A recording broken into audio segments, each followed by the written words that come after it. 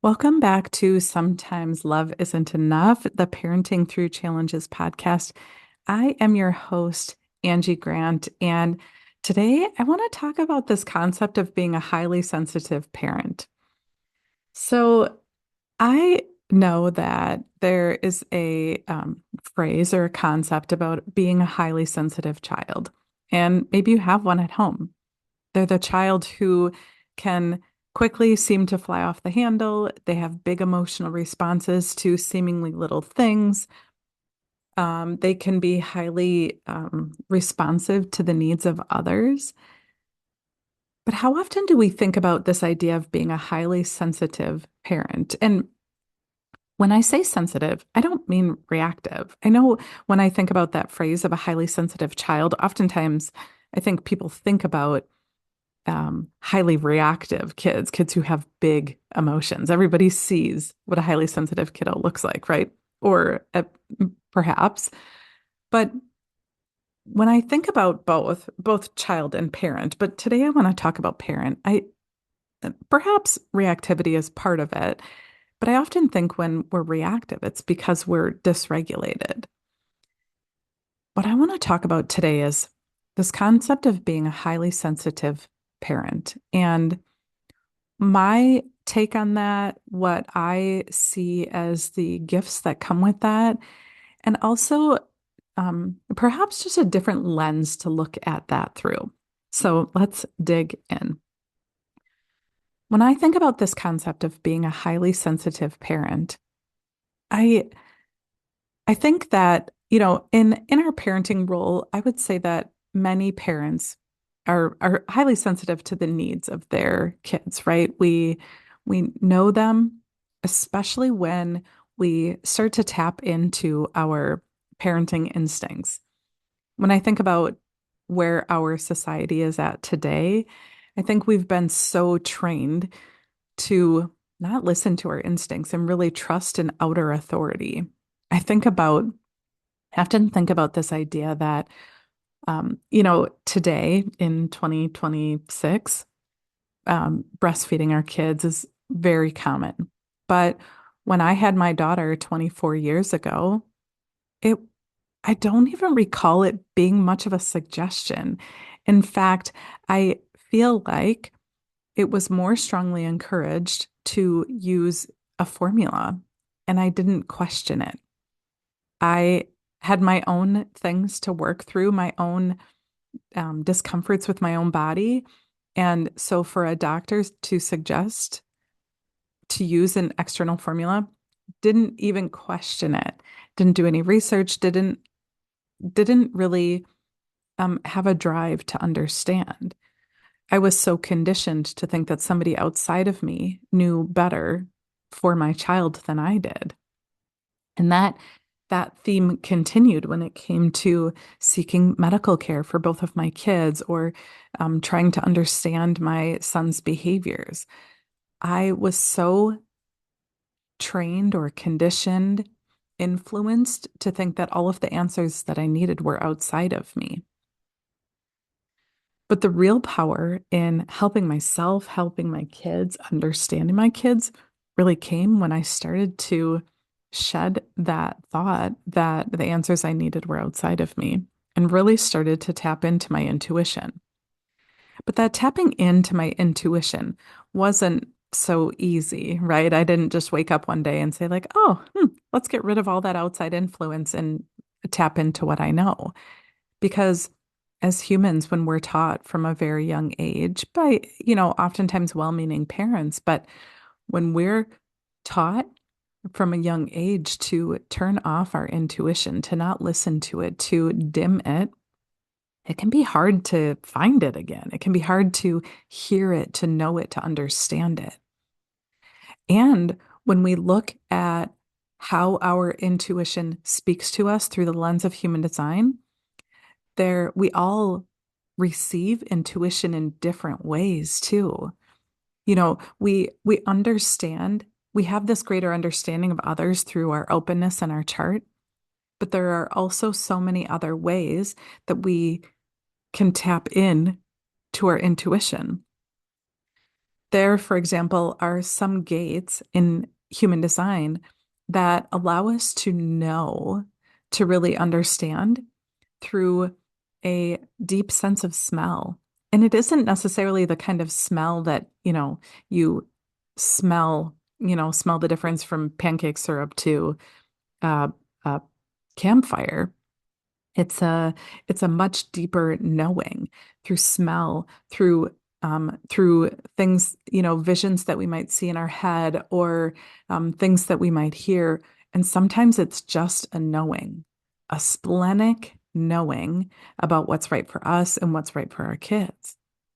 And we're all designed so very differently. I found it fascinating when I first started learning about my design that I had noticed years ago that I would often, when out in public, I would hold my breath just for a second or five when when certain people, and there was nothing that I could pinpoint about their appearance that would trigger me to hold my breath. Sometimes it was men, sometimes it was women, sometimes adults, sometimes kids. But when I was out in public, I would notice that I would hold my breath. And when I first started digging in, and so I noticed this about myself. I didn't really have any thoughts about why I was doing it or what I was trying to block out. At first I thought, well, maybe it's like a perfume or cologne thing, but that didn't quite match like the experiences that I was having and um, the way that I was navigating through my own world. And then I started digging into my human design several years ago, and my life's work has this instinctive knowing through the sense of smell. But it isn't smelling with the nose per se, it's smelling with every cell of your being. And I know that sounds ridiculous, it sounds silly, but when I started to really understand that sometimes I just needed to protect what I was knowing about people, that sometimes I was holding my breath in an effort to block out things that I didn't want to see or understand about others, even in mere passings through a local grocery store. But I was doing it all the time. And having that awareness about this deep sensitivity of myself as a mom, as a human, has really opened my eyes to just want to understand better this concept of being a highly sensitive parent. Because if there are things that I know about my kids, but I have, through experiences, shut it off because it was overwhelming or it didn't feel safe or okay to have this flood of knowing come into me. Well, if I'm blocking my own intuition, then how can I really know what's best for me, what's best for my family? Because if I've shut off my own intuition, it requires me to rely on outside authorities. And there is nobody else in this world that could ever possibly know what's best for me more than I do. And I'm not saying, right, like doctors have their place in being able to diagnose and treat certain symptoms or diseases, right? I'm not discrediting the value of outside authorities. I am, however, saying that in order for us to really make aligned decisions for our families, for our loved ones, tapping into our own intuition in a way that's aligned with us really is the key to unlocking the balance between both worlds, both ways of knowing, both sides of that fence, because neither is right and neither is wrong, right? We need people who are in authority in certain areas in order for our collective society to thrive. And as parents, we need to be able to tap in to our own ways of intuitive knowing. And we also have to have tools to help regulate ourselves. Because as I had said, the biggest thing that I've noticed as I've been on my experiment, quite frankly, over the past several years, understanding my human design and really digging in, and showing up differently for myself, showing up differently for others, um, trying to serve and really tap into my gifts. As I've been doing that, I find that I'm more and more and more sensitive. I'm more sensitive to the needs of others. I'm more sensitive to what I actually need. And if you had asked me 5 years ago, I don't even think I really knew who I was. I didn't understand what I needed or how I was meant to serve. I could tell you my job description or I could tell you stories about my life, but I didn't really understand me. And I have such a greater understanding now. But by shedding the veil over my intuition, I have created a heightened sense of sensitivity. And so now I'm in this space where I have this awareness that I'm a more sensitive parent, a more sensitive human, a more sensitive grandparent. And I take that paired with tools that I have to regulate myself because having this increased awareness of others is beautiful and it helps me really understand what my family needs, what my clients need, and it can also be taxing, right? Because when I am wide open and allowing other people's energy in, I have to have good practices to release energy that's not mine.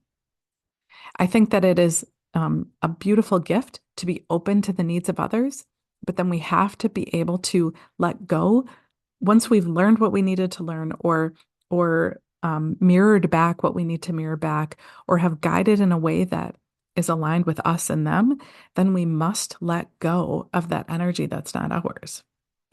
And that's really what I wanted to really highlight here today is that as we do the work to understand ourselves better and heal our own self-worth, it puts us in a position to be better able to tap into our intuition, to be better able to really know what we need, to really know what our kids need. And it can put us in a bit of a compromising position. And I don't mean that in a bad way. I mean that in this awareness is a gift that you get to decide what you do with it.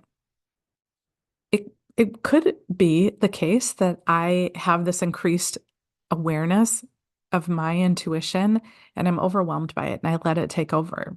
But I'm not about to play the victim here. I want to empower myself to hold on to the pieces that I'm supposed to hold on to and let go of the rest. I use EFT tapping to do that. I know there are so many other practices out there. EMDR is a beautiful way to shed old stories, Reiki, massage. I think I've even heard of some other practices more recently that I'm curious to look into. And uh, body work, right? Using body work, using breath work to help release that energy is just such a beautiful way to then create more space and more safety as you are tapping into your intuition and understanding your role as a highly sensitive parent. It doesn't have to be a bad thing. It doesn't even have to be a scary thing.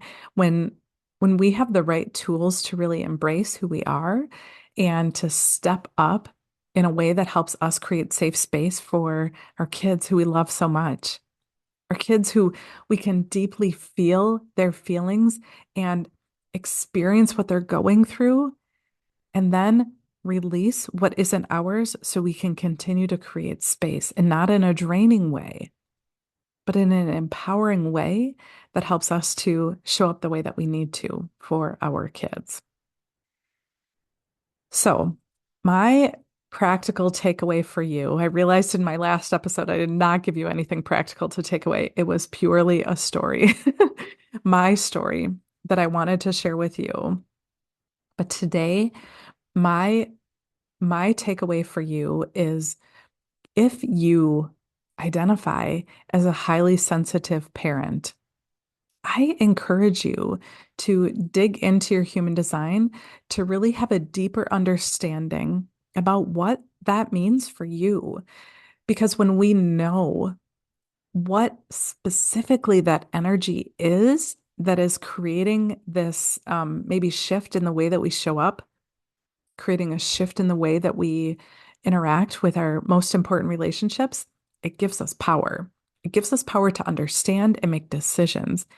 And my second piece to that is use a tool like EFT tapping to continuously on a daily basis shed the energy that's not yours.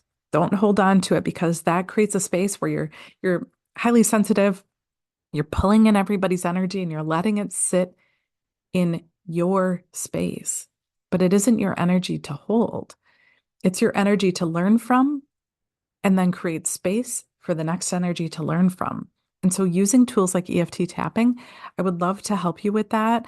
Check out my YouTube channel where we tap every few days on energy. We use EFT tapping to tap through energy that you're experiencing. And and I do offer one-on-one targeted sessions to help you really work through what you're holding on to, your past traumas, the things you're experiencing now, because I think that society needs us to really shift. We're being called to show up in a different way than we did 20 years ago. We're being called to show up in a different way than our parents did for us because it's what our kids need. It's what we see happening in our schools, in our society as things are shifting in a big, crazy way right now. We have to show up differently. And that isn't a burden. It isn't a burden at all. It is an invitation to empower you to see that there are tools that you can use to help you create space for yourself and those you love most. So that's where we're going to end today is an invitation to start healing, to shed energy that isn't yours, and to really step in fully to being a highly sensitive parent because your kids need you to. So that's all. We will chat soon.